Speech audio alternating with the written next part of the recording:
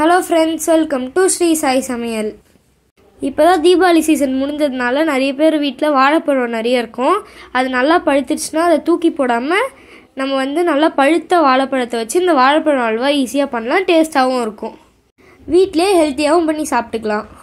இதை பண்ணுறதுக்கு வாழைப்பழம், நெய், வெல்லம் இது 3 இன்க்ரீடியன்ட் இருந்தாலே போதும். நம்ம ஈஸியாக பண்ணிடலாம். வாங்க வீடியோக்குள்ளே போகலாம். ஆல்ரெடி சொன்ன மாதிரி நாங்கள் 10 வாழைப்பழம், 250 கிராம் நெய், 200 கிராம் வெல்லம், தேவையான அளவுக்கு முந்திரி எடுத்திருக்கோம். இது செய்யறதுக்கு ஃபர்ஸ்ட் நம்ம ஒரு மிக்சி ஜாரில் 10 வாழைப்பழத்தை வெட்டி சேர்த்து வாழைப்பழத்தை நல்லா கட்டி இல்லாமல் ஃபைன் பேஸ்ட்டாக அரைச்சி எடுத்துக்கலாம். வீடியோவில் காட்டுற கன்சிஸ்டன்சிக்கு இருக்கணும். ஸ்வீட்ஸை வெளியே வாங்கி சாப்பிட்றதுக்கு பதில் இந்த மாதிரி நம்மளே வீட்டில் ஹெல்த்தியாக ஹைஜீனிக்காக செஞ்சு சாப்பிடும் போது அது உடம்புக்கும் நல்லது, செஞ்ச சாட்டிஸ்ஃபேக்ஷனும் நம்மளுக்கு இருக்கும். இதை பண்ணுறதுக்கு காஸ்ட்டும் கம்மியாக தான் ஆகும். இப்போ நம்ம ஒரு கடாயில் 150 ml நெய் ஊற்றிக்கலாம். நம்ம மீதி நெய்யை செய்யும் போது நடுவில் ஒரு ஸ்பூனாக ஊற்றிக்கணும். அதனால அந்த நெய் அப்படியே இருக்கட்டும். இப்போ நம்ம ஊற்றின நெய் சூடானதும் அது கூட நம்ம ஒரு கைப்பிடி அளவுக்கு முந்திரியை சேர்த்து அடுப்பை லோ ஃப்ளேமில் வச்சு முந்திரியை நல்லா ஃப்ரை பண்ணிக்கலாம்.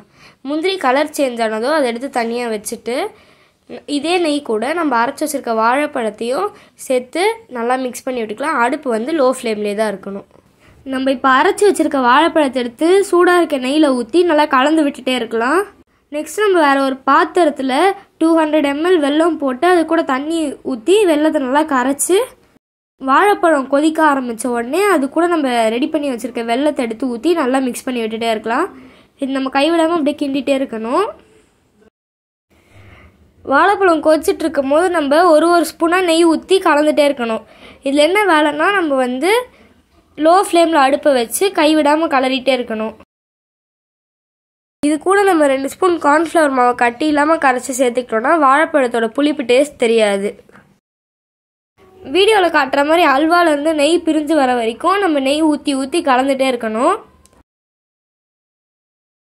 இப்போ பாருங்கள், அல்வாலேருந்து நெய் நல்லா பிரிஞ்சு வருது. இதுதான் கரெக்டான கன்சிஸ்டன்சி. நம்ம கலரும் போது அல்வாவும் கடாயில் ஒட்டாமல் வருது. இந்த டைமில் நம்ம ஃப்ரை பண்ணி வச்சுருக்க முந்திரி எடுத்து இது கூட சேர்த்து மிக்ஸ் பண்ணிக்கலாம். இந்த ஸ்டேஜில் நம்ம வேணும்னா ஒரு ஸ்பூன் ஏலக்காய் பவுடர் சேர்த்துக்கலாம். அது இன்னும் கூட டேஸ்ட் நல்லா என்ஹான்ஸ் பண்ணி கொடுக்கும். அல்வா நல்லா வெந்துருச்சு. கடாயில் ஒட்டாமல் அப்படியே பார்க்குறதுக்கே கிளாஸியாக இருக்குது. இப்போ நம்ம அல்வா ரெடி. இதை நம்ம ஒரு ட்ரேயில் ஊற்றி வைக்கணும். நாங்கள் ட்ரேயில் ஆல்ரெடி நெய் ஃபுல்லாக அப்ளை பண்ணிவிட்டு பேஸுக்கு மட்டும் பட்டர் ஷீட் போட்டுட்டோம். ஏன்னா அப்போ தான் அல்வா நம்ம எடுக்கும் போது ஒட்டாமல் வரும்.